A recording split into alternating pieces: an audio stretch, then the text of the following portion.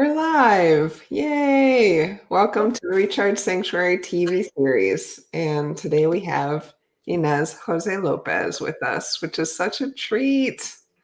I'm so glad to have you with us, Ines. Um, I want to dive into all the things about you and what you're doing and who you are in the world.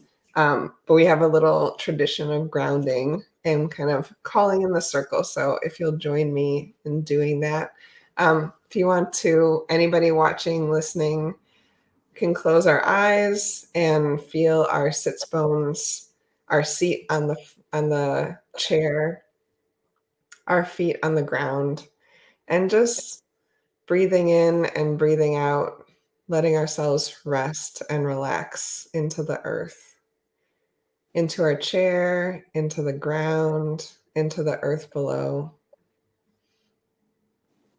With every out breath, relaxing even further.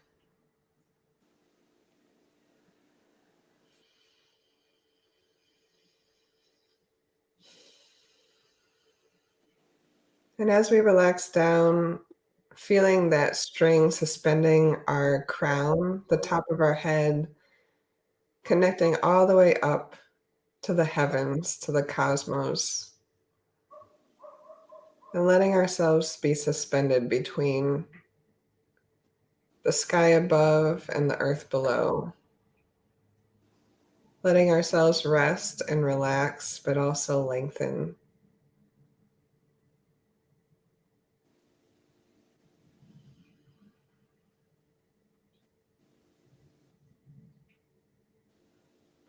And in this space of suspension, of being held, we welcome in any guides, ancestors, beloveds who love us beyond all reason, who would like to hold space for this conversation today to help us have whatever conversation needs to be had.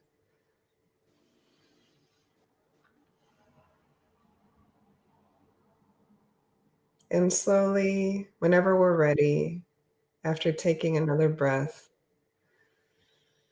opening our eyes.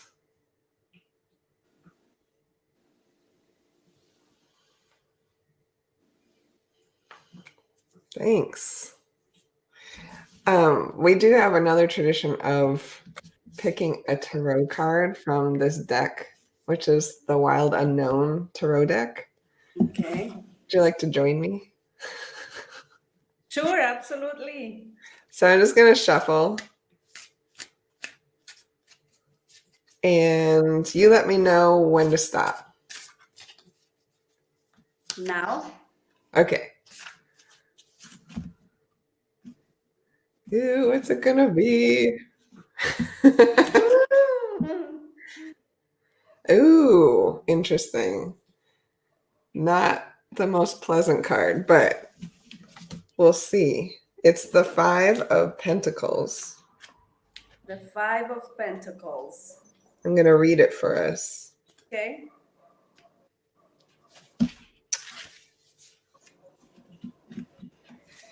Five of Pentacles. Here, I'll hold it up. It's got a picture of a wilting rose, and it says sadness, worry, illness. The Five of Pentacles is a card of hard times. It may come in the form of an illness, job loss, financial trouble, or rejection. Above all, there will be worry, so much worry. This anxiety is counterproductive and damaging. You must find a way to quiet the mind during this difficult time. Rely on meditation or visualization to find peace. You know, it's not a happy card. But we were having a conversation last week, and this kind of reminds me of it because you were so positive in this very difficult time. And we were talking about that and kind of like the spiritual mandate of the time. So this card actually feels very appropriate to our conversation for me. What do you think? Wow. I'm impressed. And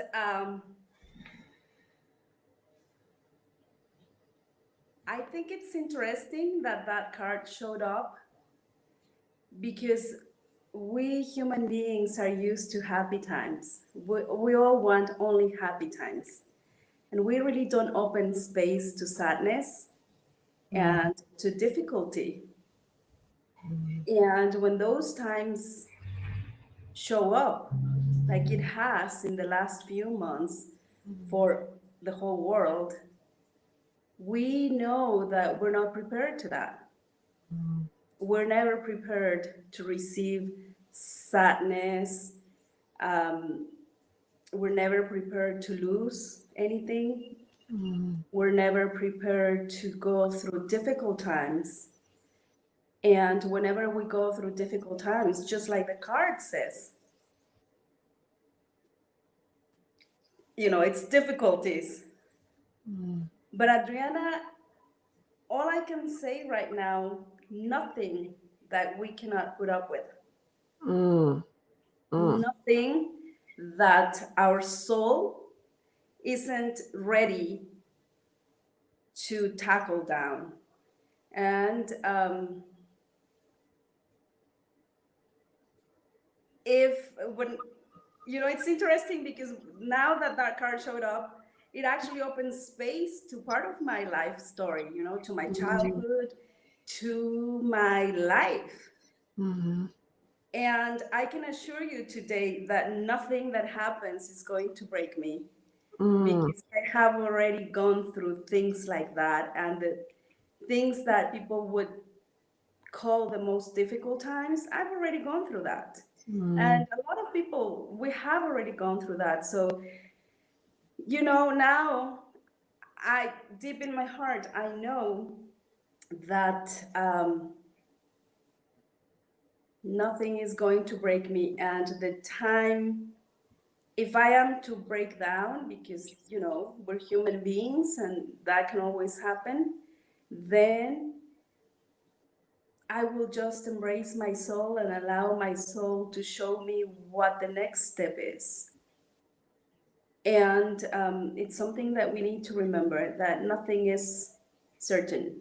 Sometimes we're up here and sometimes we're down here, and we never know when we're going to be down here or up here.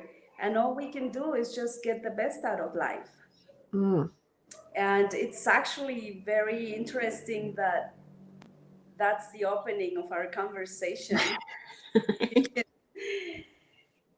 It's been hard times, but even in the hard times, we can always make it the best time for us. Yeah. We have a comment actually from Melissa Sanchez who says, "Eso." Eso. Melissa, thank you so much, my darling. Yeah. Yeah, I think people resonate with that because we want to know that we'll be okay, right? We want to know that we're strong enough. And if we're looking for strength, it always comes from our soul. That's where the strength is. And I would like to take a moment to light my fire here because, since we got that card, I think we need some extra fire. I already have some in the background. You do, you're bringing it. But I have a candle here that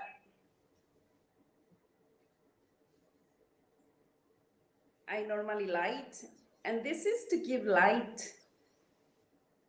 to sadness and to everyone that has thought that there's, that it's hard to put up with difficult times. Here's some light for us to bring us exactly that, light and truth. Wow. Because we always need to be truthful to ourselves.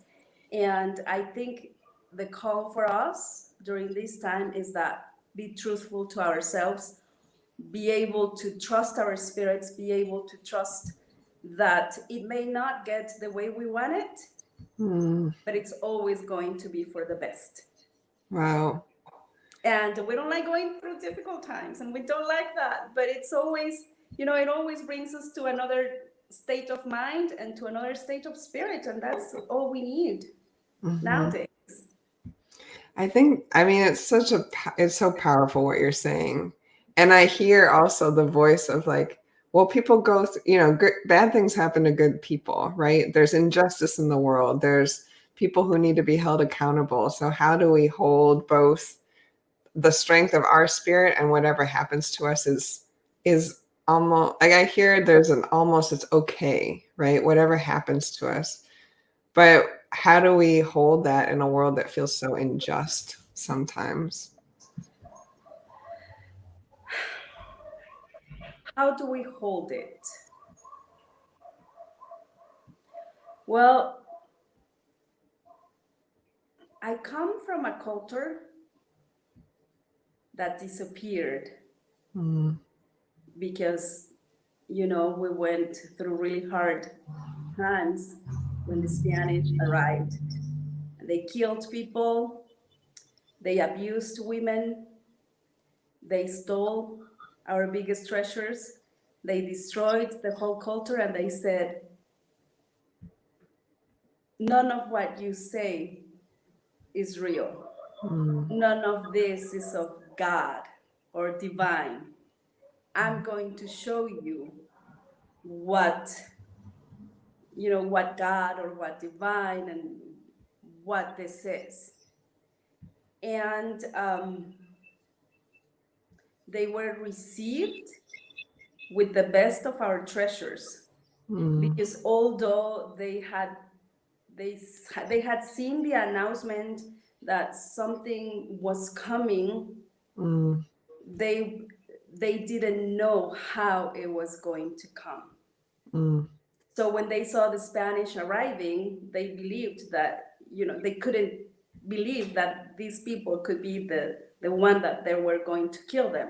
mm-hmm, So throughout history, we've already gone through a lot of injustice.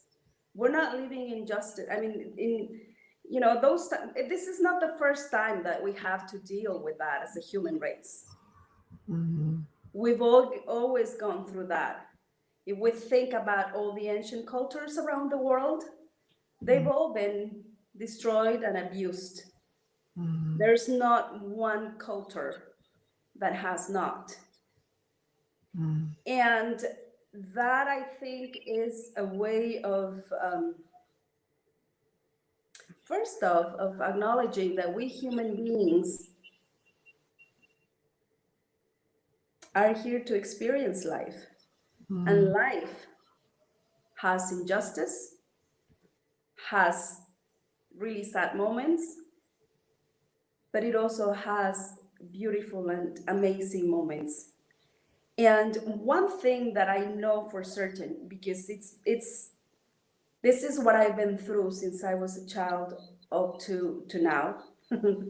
mm-hmm, And something that I discovered is that yes, we can go through injustice, we can go through so many things, but our essence is never, never, never, no matter what, is never going to be taken away. Nothing is going to happen to our essence. mm-hmm, And there is a poem that Nezahualcóyotl, an ancient Tlatoani, Tlatoani was like the president nowadays. So an ancient Tlatoani, he wrote a poem saying that they may finish, they may kill all my flowers, but they will never kill my roots. mm-hmm. And Ooh, that's real. That's very real. That's the truth. And I have come to that time in my life to know for sure and to be completely certain that yes, I may get sick, I may go through um, very harsh moments, I may go through injustice, but deep down in my soul, I know that I'm not being destroyed. And even, and we've seen that throughout history. mm-hmm, So, how to deal with it?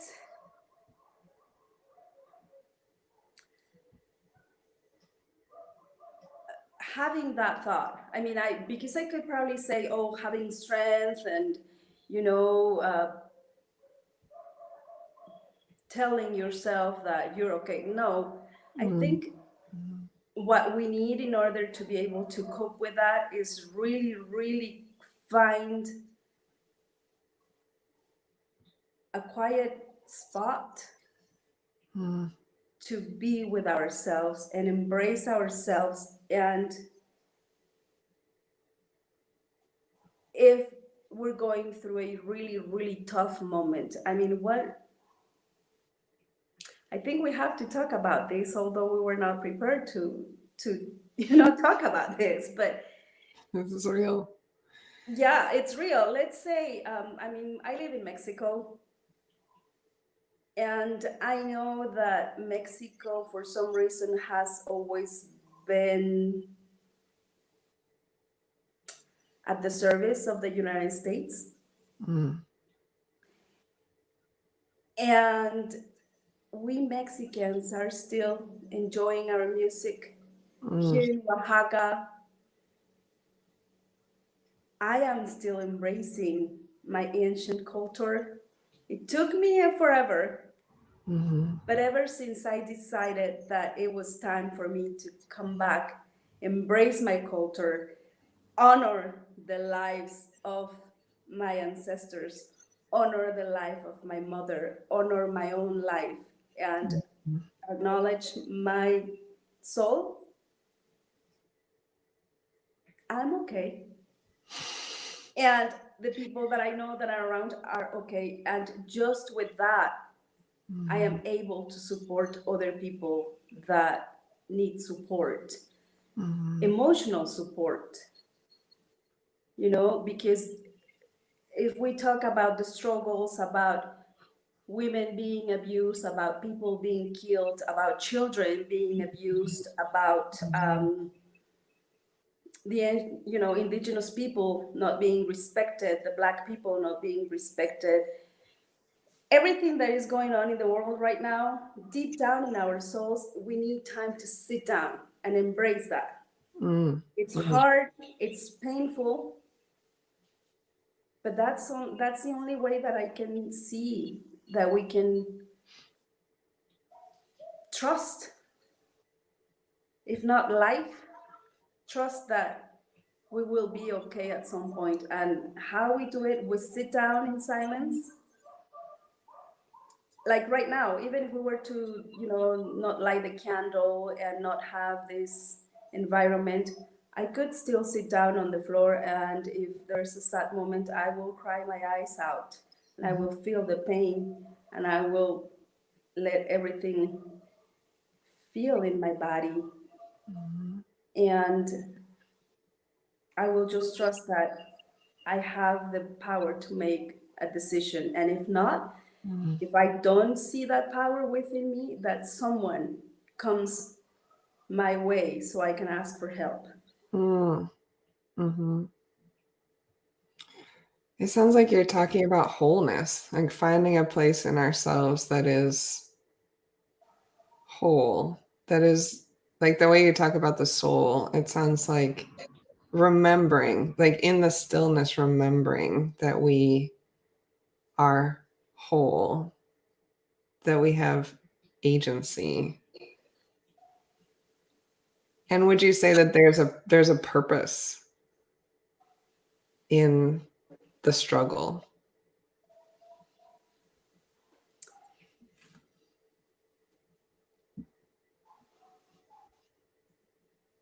Was that a question or? Yeah, it was a question. Yeah. Is there some part of it that is like there's a purpose to this, even the sadness, that there's a purpose to the experience of living?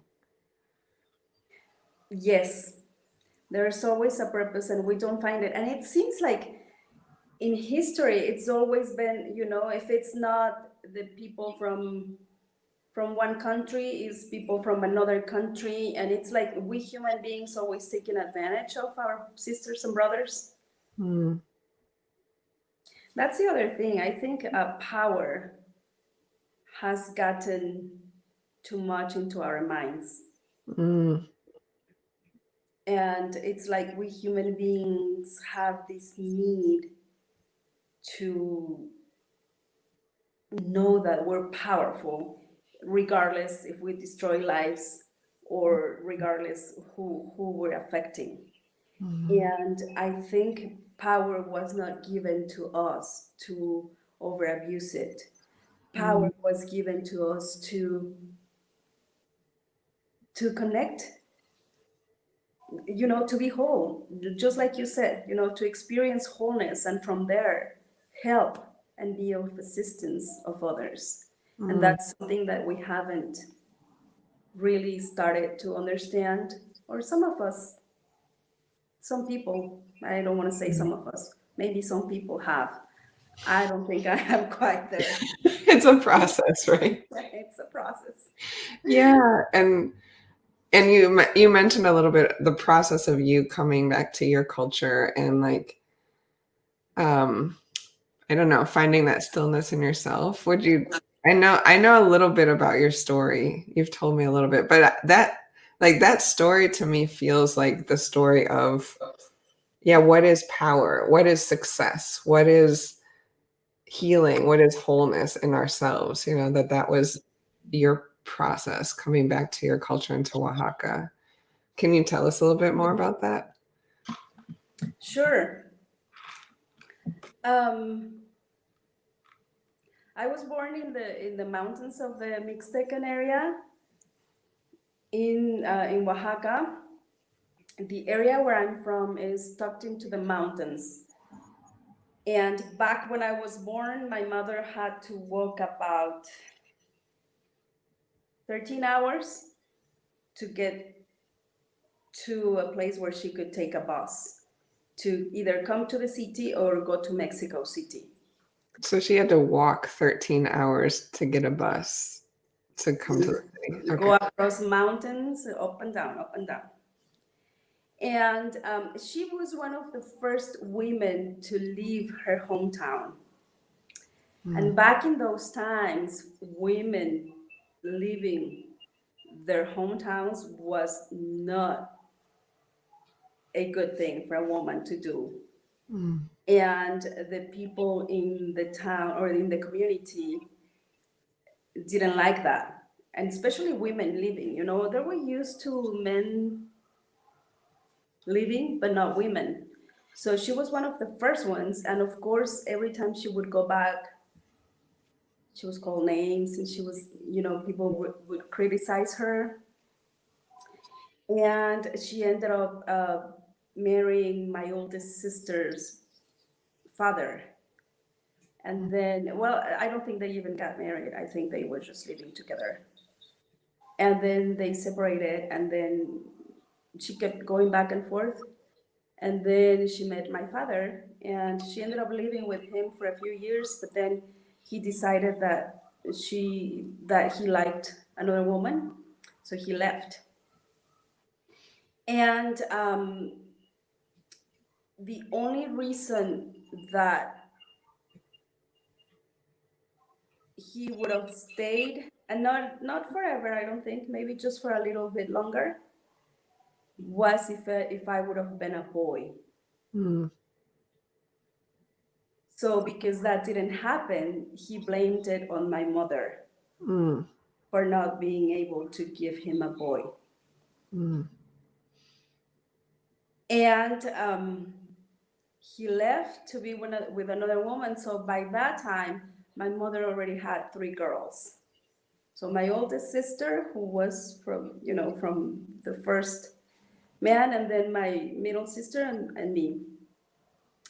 And he left right after I was born. She was a healer, but she was so eager to discover the world and to find something different that's the reason why she kept going back and forth to other, to towns around the town that I was born. I think she came to Oaxaca City just one time, and that was it. So when my father left, he went to Mexico City, and I think she thought he was gonna come back or something. I don't know. I really don't know, and I wish she was alive so I could ask her because there are so many things that I would like to ask her, but But anyway, she decided to go to Mexico City so she could raise us and she could find a job and she could make money to feed us. And he was, of course, never in charge of us. And she moved to Mexico City and wanted to, yeah, to start working. And she started renting a tiny little room in this house that the room that she rented was like a warehouse space, like a little tiny, those spaces where you put your tools, Yeah. Yeah. something as tiny as that, built with there is I don't think you guys have it in the States, but there is this material that is made of cardboard. Mm. And here in Mexico you see it a lot. You see tiny little homes built with sort of cardboard around. So that was our room, that was our home. Mm. And the people that owned this house, they were white. They were Mexican, but they were white, or at least light skin. And they had green eyes. So because they were white and they had green eyes, and we were brown and had brown eyes, they thought they could abuse, they could abuse. So this lady had a son and he was a teacher. So because he was a teacher and my mother didn't go to school, she believed, and of course this is something that she learned. This is not something that she just believed because she wanted to. But back in those times, we were taught that white people were better, and especially if they had gone to school, and especially if they had green eyes or clear eyes. So she respected them a lot, and they were just trash people. So they were really, really mean people. I don't want to go into the details of that, but they were really mean. And she was afraid to leave because she had just made it to Mexico City, and she was just starting to work and have money for us. So it took her a while. Although she was very brave, she was a healer. She was not the type. She was like a chiropractor, but it was tough for her. So anyway, she finally left that house and went to another one, and we started renting different places, and she went through different experiences of abuse, and so did we.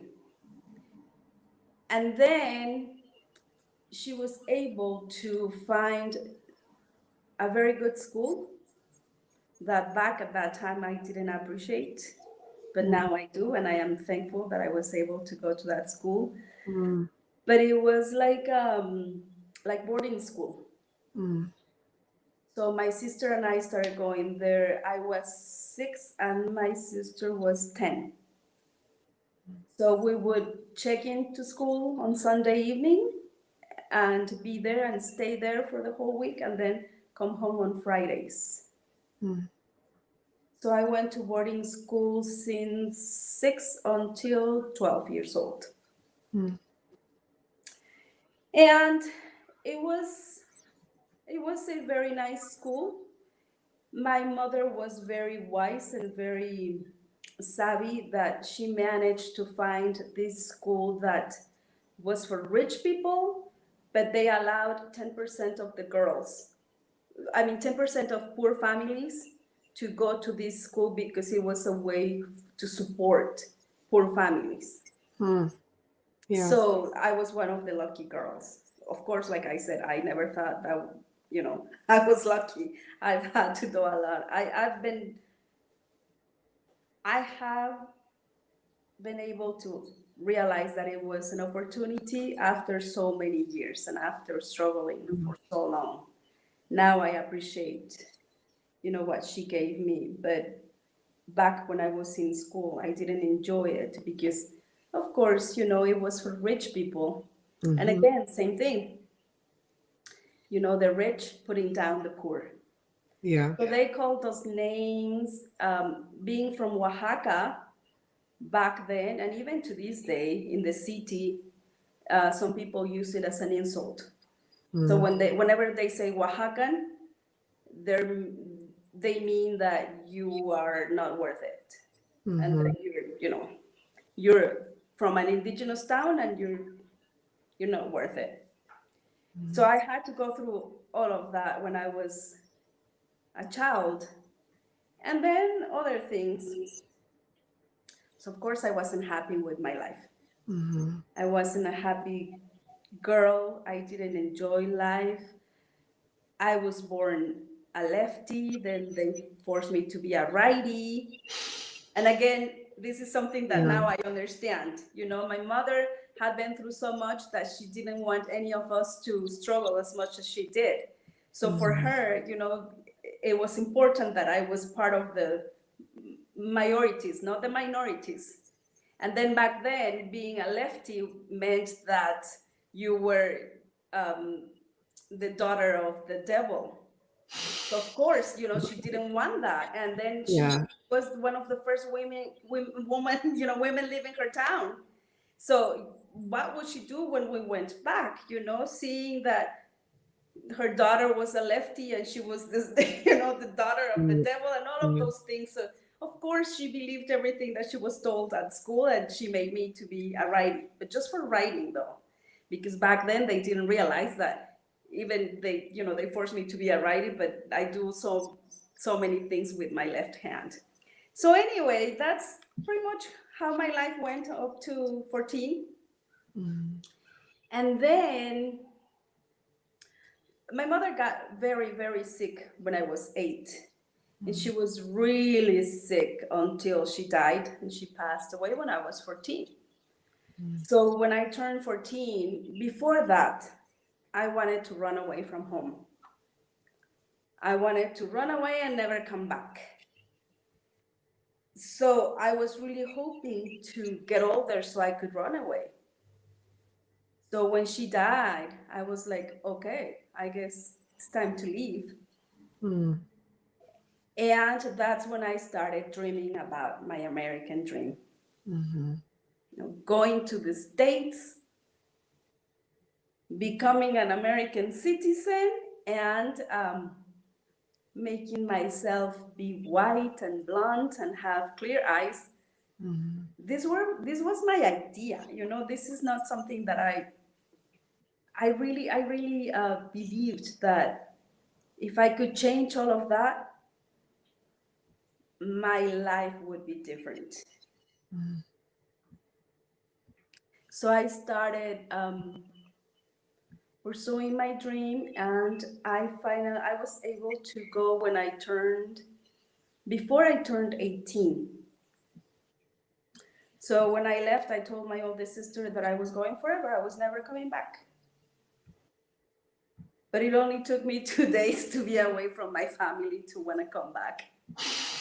I was like, oh my God, that was the biggest mistake. I need to go back. So I would cry every day. Mm-hmm. But I didn't know why I was crying. Now I know. I wasn't happy with my life. I thought that by running away, I would change everything. And of course, it didn't. Mm-hmm. Then I started learning English, which was a very good thing. And then I kept going to school. I found a very, very, very nice family. I went as their babysitter. Mm-hmm. They weren't paying me much, but they were very nice with me. And the agreement was that I would babysit for them 4 days a week, and they would help me go to school. Wow. And that's when everything started changing. Because this lady, I think she deserves to be named. Her name is Susie Armitage. She was the sweetest and the nicest. Mm-hmm. And she's the one that taught me how to drive. She would lend me her clothes. She trusted me with her 2 girls and a baby. Mm. She was, I think she's still a flight attendant. She was a flight attendant, and she would leave home and she would live with her children at home. And then the husband was there, but he was working, so he would be home at night. So he would take care of the girls, and then he would leave in the morning. Mm. And yeah, I did that for about 3 years, and then of course I started. After that, I took another job, and then another job, and then another job. But when I was 25, I realized that I wasn't happy, and that it didn't matter what I did. Mm-hmm. I was not happy. And I felt miserable, and I was crazy. I really thought I was going crazy. Mm. At age 12, I had my first breakdown, and I think that's the only time that I thought about committing suicide. Mm. I had a breakdown. I was really depressed. Nobody knew back then what was going on. Nobody even wondered. Mm. Not even at school, not even in the school that they presumed to know everything. Mm. And it was for rich people, so they knew everything. Mm. We had a psychologist there, and I remember, like they knew that I had issues, Mm. but they weren't addressed fully. So I remember going to see the psychologist because I was being called, and they would call me and they would sit me with him for hours, but I wouldn't talk. Mm. And then when I had the breakdown, nobody even knew. My mother wasn't even home because she was already sick, and she had gone back to her hometown, and we had to stay because we were going to school. So my sister and I were by ourselves, and then she went with my oldest sister. So when I went to Colorado, I knew I needed help. Mm. I really wanted to find someone to help me and someone to talk to. But of course, I didn't speak English. And then I wasn't, as much as I knew I needed help, I wasn't brave enough to ask for it. Mm.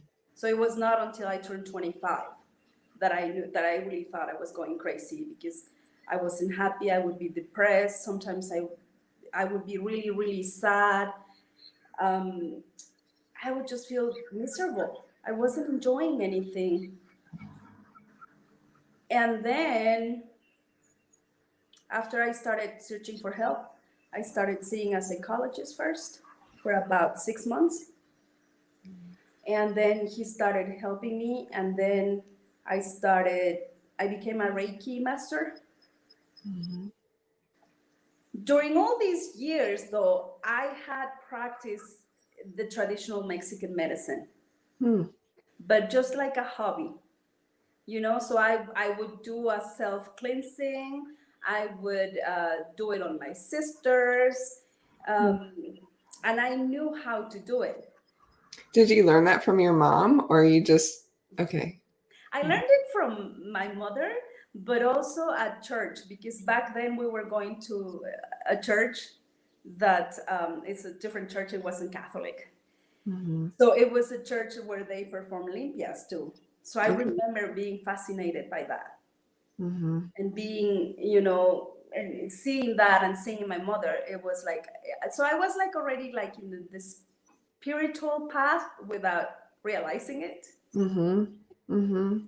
So when I started studying Reiki is when everything kind of like started coming back to me.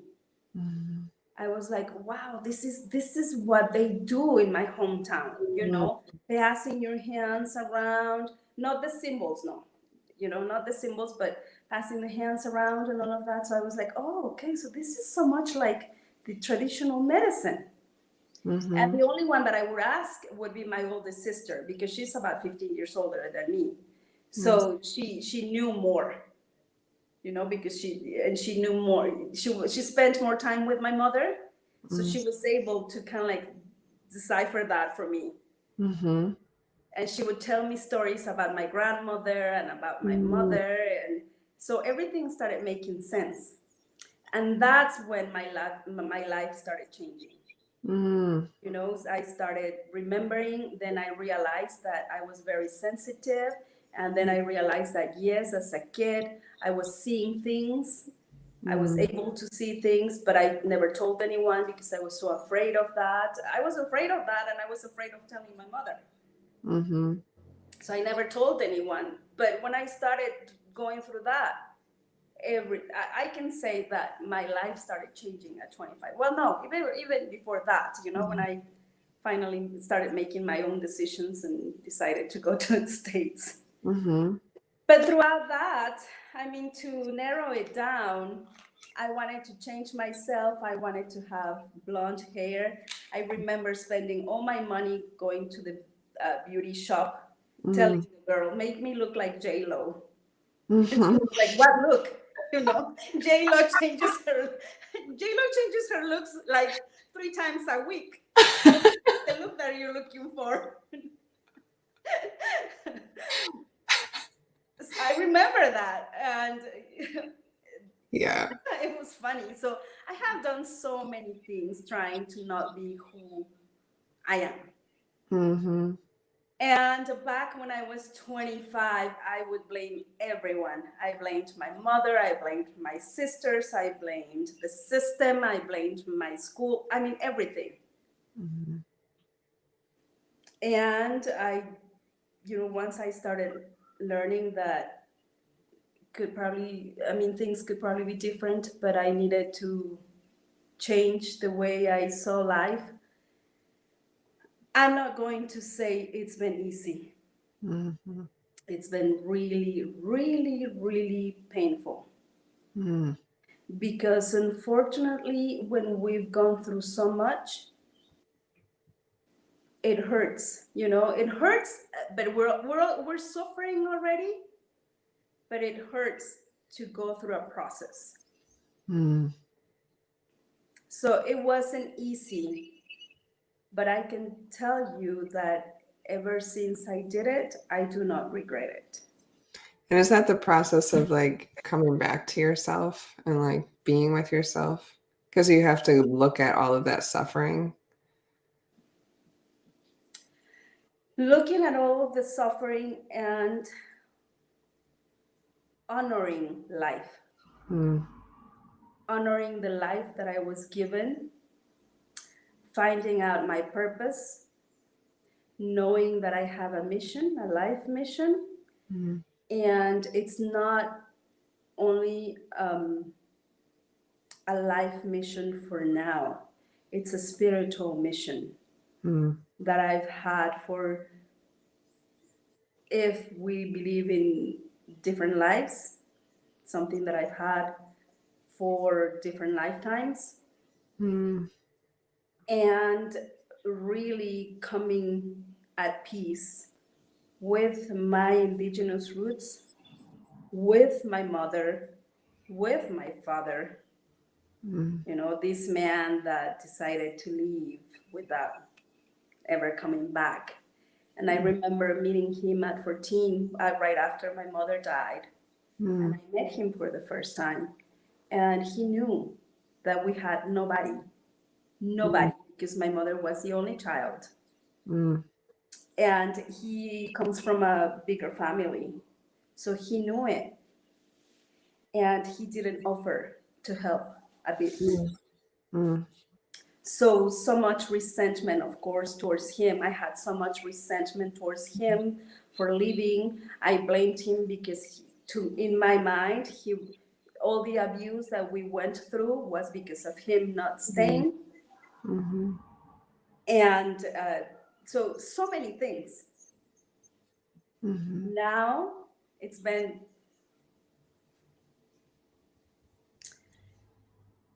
almost 30 years.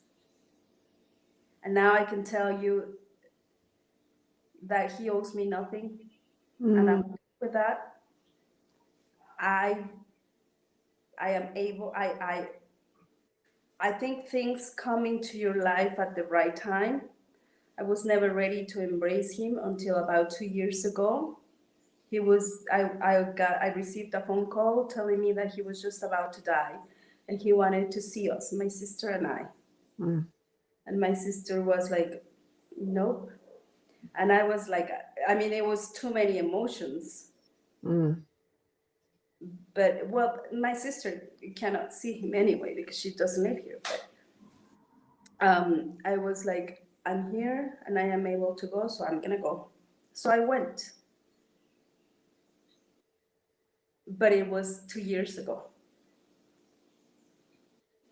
But I was able to finally come at peace with him.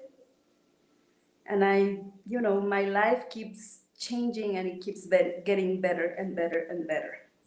So all I can say is that there's no other way to be at peace, but to really embrace your whole history, your whole life, even with everything. It's really painful. It's really bad that people take advantage of others. But we need to heal. We deserve to heal. And we deserve to recognize that our soul has not been taken away. Mm. And yes, my body, my mind, my emotions were damaged, but my spirit was never damaged. My spirit was always with me. Mm. Even through those really tough times, there were times that I could feel that somebody was looking out for me, and that was my spirit. Mm. Now I know for sure that it was my spirit. It was the power of my soul right there, helping me, assisting me, keeping me safe at times. I couldn't stay safe forever, but I mean, there were times that I could feel that I was being taken care of. I Mm. remember that sometimes I would pray, pray, pray like I was taught. Now I don't pray in that way, I pray in a different way. And all I can say is that, yeah, I was able to find my soul. Mm. And once I connected with my soul, everything started making sense. And now it keeps making more sense than before. And now I know that whatever happens to me is not going to destroy me. Oof. I wish I had a candle to light. My light. There's my candle. Oh, thank you. You did in a spiritual way. Yes. Man, so much power. I just think, I mean, and you haven't even told us what happened when you came back to Oaxaca and that whole process of actually like learning the culture and the traditions, the healing that you knew, that your spirit knew, right? That you came back to learn. But it just like everything that you're telling me just makes me think of how people use the words like decolonization and reclaiming and like re-indigenizing in the States. It's very like it's kind of popular. And I think a lot of people, it sounds like it's very in style, I guess, or it's like very like trying to find ourselves in our roots, you know. And what you're talking about feels very deep and very like if you didn't make that choice to reclaim your spirit, that you would maybe not be here, like that you would not survive. That's what it feels like listening to you. Is that accurate? Totally, totally. Because when I came back, I mean, I hated my hometown because I was born there. So I hated it. I didn't like it. I hated indigenous people. I didn't want anything to do with archaeological sites. And I didn't want anything to do with everything that I do now. Yeah, because that is what you do. Because what you're about. I mean, I wanted to look like J-Lo. Come on,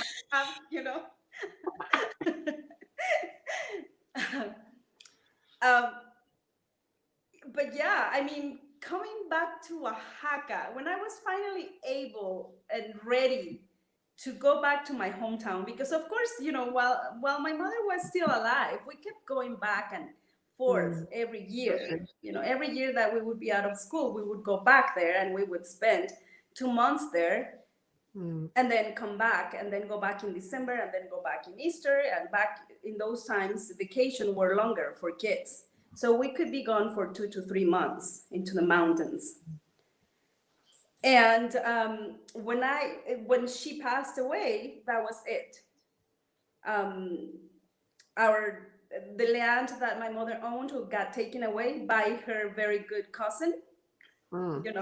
So talk about betraying. I mean, it's great that you are allowing me this time to tell my story, because I'm sure a lot of people can reflect on this. I used to be the one that I believed that there was no space for me. I had no identity. I felt like I was no one. And I could truly go into a lot of details, but this is not about that. This is about how to reclaim, our true selves, our identity. And mine has to do with being indigenous, with having all this wisdom that we hold here in Oaxaca and Mexico, and to be able to recognize myself in that. And then from there, connecting with my soul, because traditional Mexican medicine has to do with the soul. You have studied Chinese medicine. I have too. And when I started studying Chinese medicine, everything also started making sense to me. I was like, wow, yeah, that's why in Guerrero, which is the town where I was born, the soul is considered. We call the soul back. We reconnect with the soul. All the healing has to do with bringing the soul back, or in other ways, with reconnecting with your soul, or with bringing yourself back to your soul, whatever, either you bring your soul back into you, or your body into your soul. It doesn't matter. So that's when I started understanding everything, because I was studying, and but I was also experiencing it. So I can really tell that I could feel my soul coming back into me, my soul taking over my body. And it's something that we do in traditional Mexican medicine. And I like making reference to the Chinese, because the Chinese is a traditional medicine that is finally, being accepted a little bit more and more and more. Traditional Mexican medicine is also starting to be accepted, but it's taking a little longer because we don't have it documented, because most of our information disappeared with when the Spanish came over, with the Conquista. And most of our indigenous towns, a lot of people don't believe in it anymore, because we're being told every day that it doesn't, are you going to take care of yourself with a tea, with herbs? So it's taking a while, but one of my purposes is teaching people that we need to reclaim our traditions. It's not that people don't. A lot of people still do, and most of the people in Oaxaca do. But throughout Mexico, we don't see all of this. And we have mixed so much information from other cultures and from other countries that sometimes it's like, okay, is this real or not? Yeah, like what is actually the indigenous medicine because there's all these other influences. Do you find that too as you're like learning? You're like, did this come from my people, or was this from Europe, or was this from Africa? Even because there's influence there. Yeah. Yeah, and I know that you work with people who aren't from Mexico too. Like you work with a lot of white people. So what does that look like to help other people from other cultures and other countries connect with their and reclaim their spirit, with what you do? Well, what I hear from people from foreigners is that they don't have an identity and we do. Mm. And I always tell them, no, you do. You do too. Yeah, in New Mexico, and there are so many places still that have indigenous people. We Mm. just need to acknowledge them Mm. because, you know, they live in places where we don't normally go to. But some of them, I mean, there's still a lot of indigenous people in the United States, regardless if those areas were Mexican in years ago or not. They're part of Mm. your territory now. Mm. And yeah, we can always reclaim our indigenous roots. And because we all have that, we all come from certain roots. It's not like we just decided to be here today and we just brought from from Yeah. the start, which it's believed we did. Like the Ñuu Savi, the Mixtecos, it's believed that they came from the rain. They're Mm. called the people from the rain because there is this place. The codex, the Mixtecan codex, show this particular place here in Oaxaca where there is a sacred waterfall, and it's believed that that's where the first Mixtecos came to, and it was because um, a god and a goddess got together, and it was in a day that it was raining, and then this waterfall appeared, and then they came from the water, from the rain, Mm. and we don't know if that's true or not, Mm. but the story is nice. But what is true is that we come from ancient people. Mm. We all do. My mother comes from, she has her background, your mother too, your father too. So we all come from people that have been here prior to us. Mhm. And we need to honor their lives. Whether they were good or bad people, it's not up to us to judge them. It's Mhm. for us to take the best things that they had Mm. and to make them part of our lives. Mhm. Mhm. So, like with my mother, I take her strength, I take her wisdom, she was very wise and very strong. I mean, for her to leave her hometown knowing that she wouldn't be seen as a nice girl or as a Mhm. nice woman, I mean, it takes a lot of strength to do that. Right. Yeah. So I think we all need to be able to look far back a little bit Mm. and also to know that answers come from there too. In these pandemic times, I've been honoring my ancestors a lot. They've gone through that already. When the Mm. Spanish came back in the ancient times, they brought the viruela.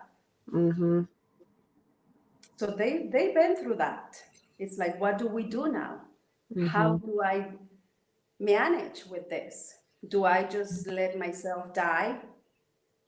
And do I just stay home and not leave? Mhm. Or do I do something? Mhm. Yes, exactly. I've heard other people echo that sentiment that, um, yeah, people have been through the apocalypse before. People have been through very difficult times where whether it's plague or genocide or even like migration. to leave one continent and come to another is a pretty huge deal. So yeah, to remember that we have resources. We have internal resources in our DNA and our bones. I've also heard people talk about not having an identity, and I've been one of those people. And I think what I hear you saying is that it is like you have to decide to reclaim your spirit, and that might mean tracking your people. It might mean tracking your lineages. It might just mean healing some part of yourself. Like for you, it was going back to the place where you come from and learning medicine, right? But for somebody else, that might be a different process. I think for a lot of us that are mixed, we have a lot of different things going on in our families. We don't know. It feels like a daunting process. We're like, how are we ever going to figure that out? Uh-huh. I don't know who my people are. I think half of us feel that way. A lot of us feel that way. And it's what I hear you saying is like, it almost doesn't matter. Like it does matter, but our spirits are inherently whole. Mm-hmm. Is that accurate? Totally, totally. I mean, you don't need to see one of the things that the mind always needs explanation. Yes. Right. Yeah. It's a great thing that I was born in the mountains and that I know that I was born there, and I had my mother show me, and I had her going back and forth with us and showing us a few things because we were little. When you're little, you don't care about Right. Exactly. True. she would show us, okay, so this is these are the limits of our landmark. And I was like, okay, and it's like, oh, okay. So we didn't care about that. Now I do because now I understand. Mm-hmm. But yeah, I was lucky to know that and be there and be here in Oaxaca today.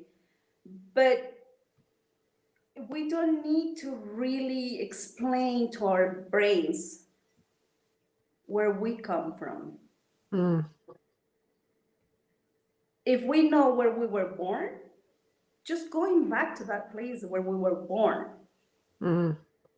And again, allowing our souls, sitting down. Okay, so if I was born instead of in the mountains of the Mixteca, if I was born in Oregon, in Portland, Oregon, maybe I was.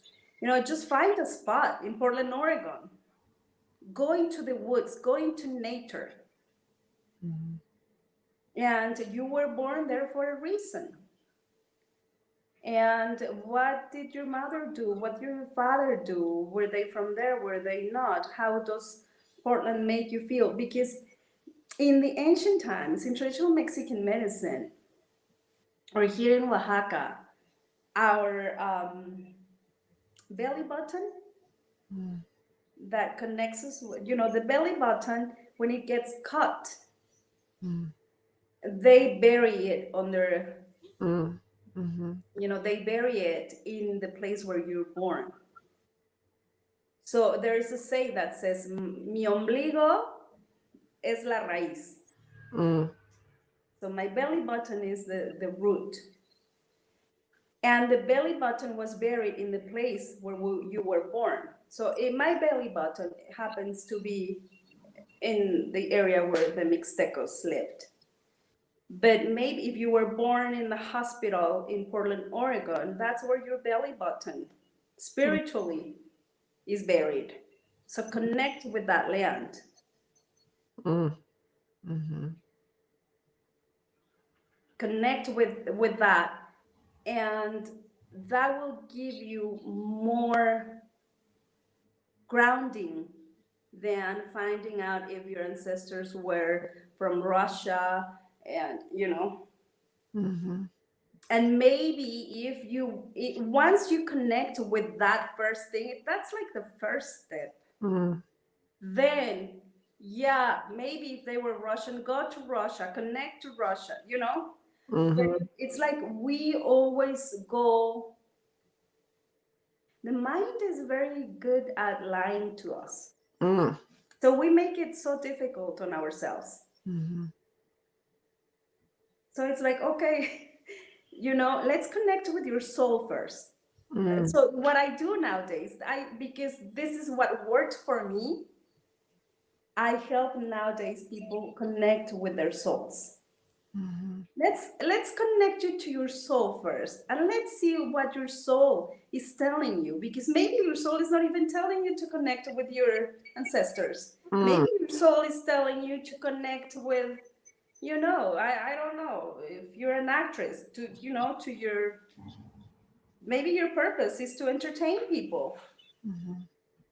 So let's connect with that first, Mm-hmm. and then from there we'll see what else happens, and we'll see what else we need, because everything happens in the spirit. So the spirit is already connected. Mm-hmm. And in other traditions, they say that the spirit is connected to source, which it is.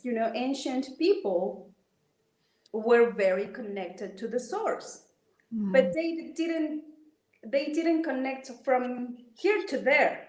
Mm.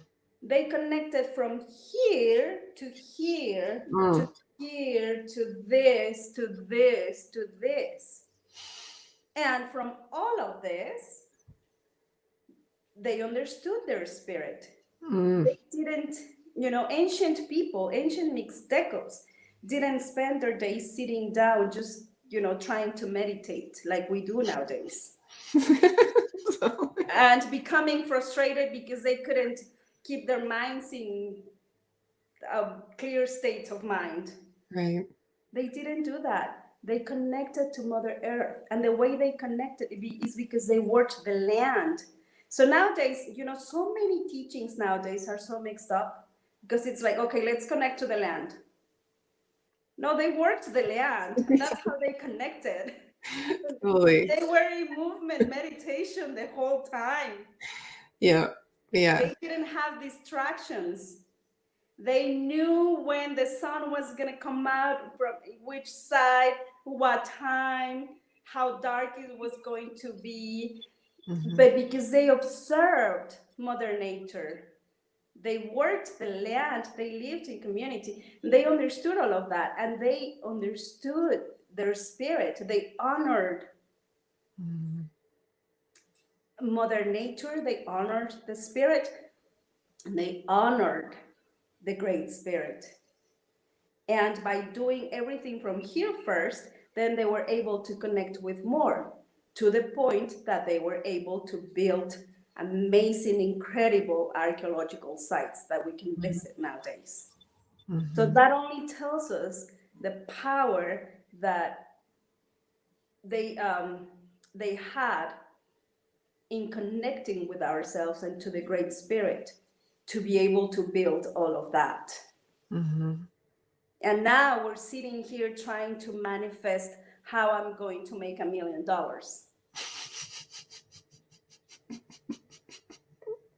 I want to be at peace. It doesn't work that way. I feel like you're calling me out personally, but well, it's just a personal message. I don't think you're actually calling me out, but it is such a personal message. And what you're saying is like, once we abandon ourselves, we're lost. We have to start with our own spirit, and it is so easy. I mean, especially in the States, like everything tells us that we're supposed to find the answers someplace else, whether it's like Mm-hmm. peace in our heart, or we're supposed to take a class, take a trip, take a thing, do a thing, take a mushroom, I don't know, like all of the, which can all be helpful, right? I'm not saying that it's not, and like we both do that work in the world. But what I hear you saying is that you can't replace that experience of being with yourself. And really that's the whole point. Like anything that's for deep healing should be about that. It shouldn't be about the noise of, 3 lifetimes ago you were doing this thing. Like maybe that's helpful, but it's still not going to replace like really knowing yourself. Exactly. And I think that's an unpopular sentiment because it is the hard road is always the unpopular sentiment. Like it's not, you can't pay a sum of money, even if it's a huge sum of money, you can't buy that. You can't, there's no quick fix, right? And we need to be able to find balance because we live in this world. So, I'm not saying that, no, let's not have $1 million. No, let's have 2 million. So one for you and one for me. I But like this plan. yeah, but it's like really coming back to here and then from here. Because when I was in the States, like I told you, I could have gone to a better family that could have paid me more money and that could have taken me to school because I had a friend like that. They Mm, were paying her back then like $1,500 a month, mhm, and I was making like $100. mm, And I remember being jealous for that. mhm, It was like, I want to work for your family. mhm, But then I I would I would have never been able to be where I am without Susie, mm, the lady that I was living with. My friend worked for that family, she left, and that's it.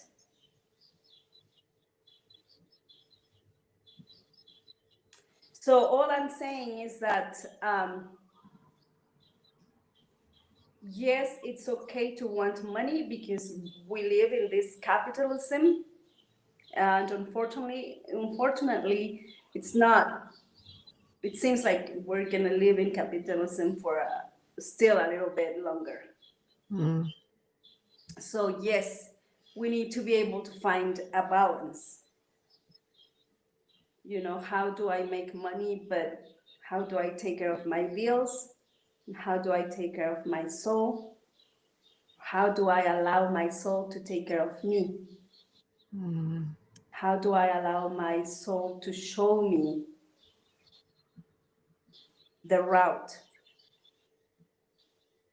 And it changes all the time because we go through different, we get older, we know more, we know better, or we think we know better, so we can make different choices now than yesterday, but maybe tomorrow I would make a better choice than today. mm. So we just need to allow our souls to really tell us and guide us. And we always expect the soul to speak to us and tell us right in the ear. And it's not that way. Yes. Yes. So it's like being able to observe what's in our surrounding, how are our relationships, how we are communicating, how we are behaving, Mm, how we are in contact with our loved ones, with our family. What mm, do I think about being Mexican? My roots. Do I really consider myself a Mexican, or do I feel like I come from another place? So all those things mm, that we wonder about, mhm, you know, the soul. We wonder because the soul is there, working all the time. The only thing is that we were never taught to listen to it mhm, because we have so many distractions. And then on top of that, we need to be able to make money during these pandemic times. mhm. Yeah. Yeah. Those pressures that feel contrary to listening. We're supposed to listen to these other things. So how do we also listen to a voice that maybe, yeah, we don't even know its language in some ways, you know? And you know which one it is? Feeling, allowing ourselves to feel. Yeah.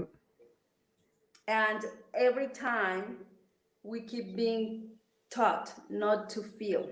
I mean, look at us right now. We're seeing each other, we're interacting. Mhm. And because we're not used to this, yes, it's real because we're talking, I'm seeing you, you're seeing me, and we're talking about these things that we would normally not talk about. Mm-hmm. But just by having this screen, this is a question that I would like to ask everyone. Mm. Do we feel that it's real? Did the screen make it real or not? Mm. Was this real? Or once we shut down our screens, I'm gonna go back to whatever I was doing and forget about this? Or is Mm. this really going to impact me in a way? Once I shut the screen, am I gonna go back to my concerns and worries? Or am I gonna sit down for a bit and be like, oh, thank you. Mm. Thank you for allowing me to tell more about my story without crying. Mm.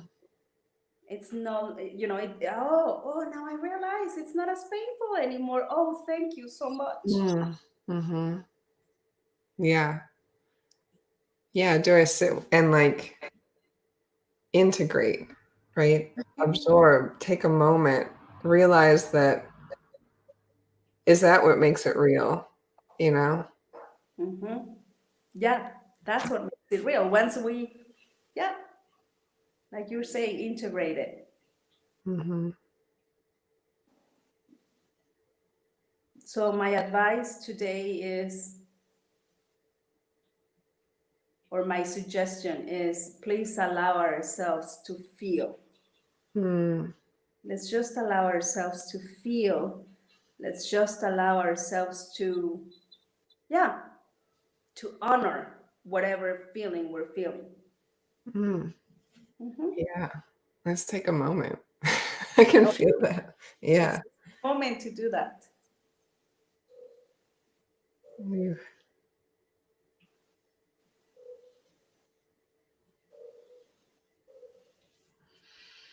Yeah. Yeah. It's good. Feels real to me.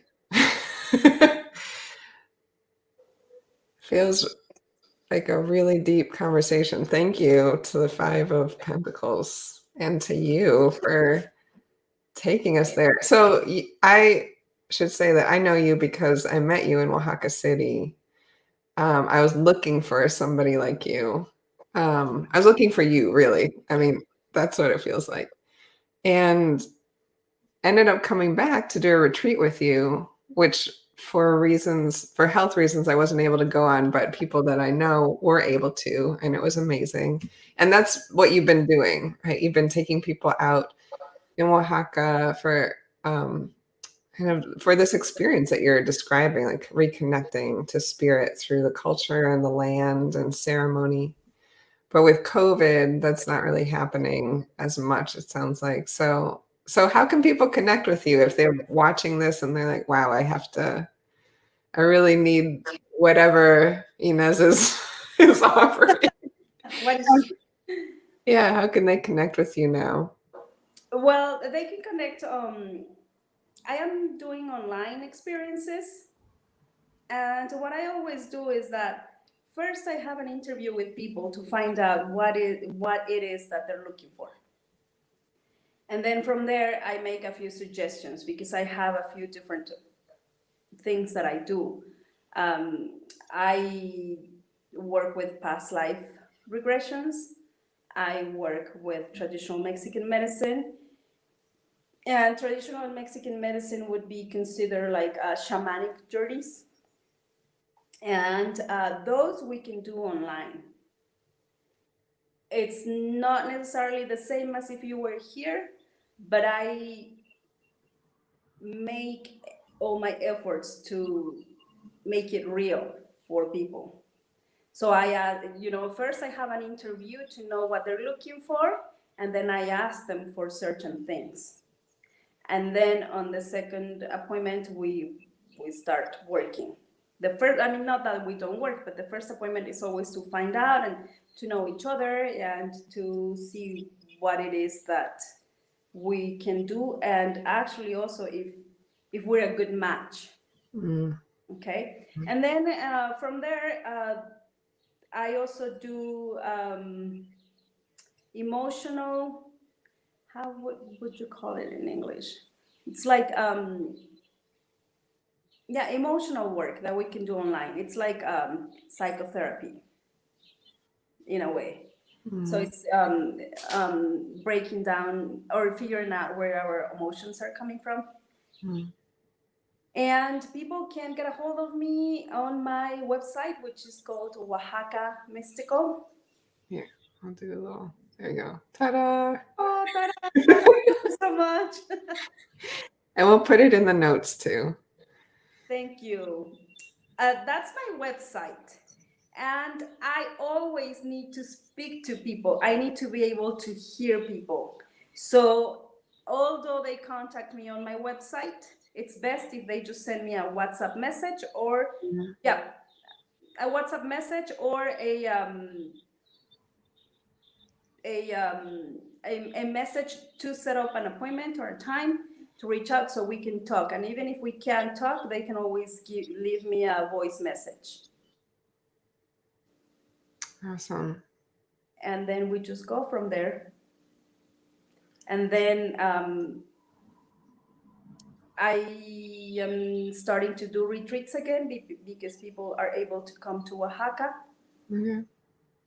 So I may not have any more this year, but next year I will have some. And I can always work with people privately if they prefer. Mhm. Awesome. Well, I highly recommend. It's even this conversation, I feel some deep healing, I guess I gotta say. Thank you to all of the ancestors and guides who've been holding this space with us and helping us have this conversation because it's been a perfectly timed. And let me just share, Melissa also shared with us how deep this conversation has been for her. And yeah, I hope whoever watches feels the same way and leave us some comments to let us know. Is there anything else you want to share with us before we end our live here?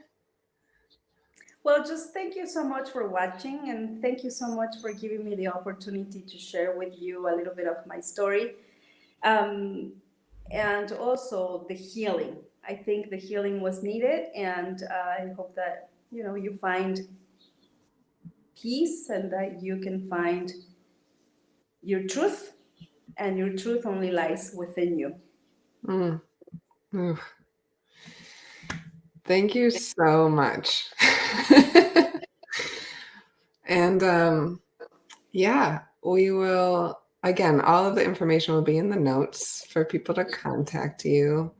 And if you're watching and you like this, subscribe. We'll have more stories to tell in future episodes. So please subscribe. And thank you, dear friend. And again, thank you to all the beings holding us in this space and helping us bring healing into the world. So until next time. Until next time, thank you so much.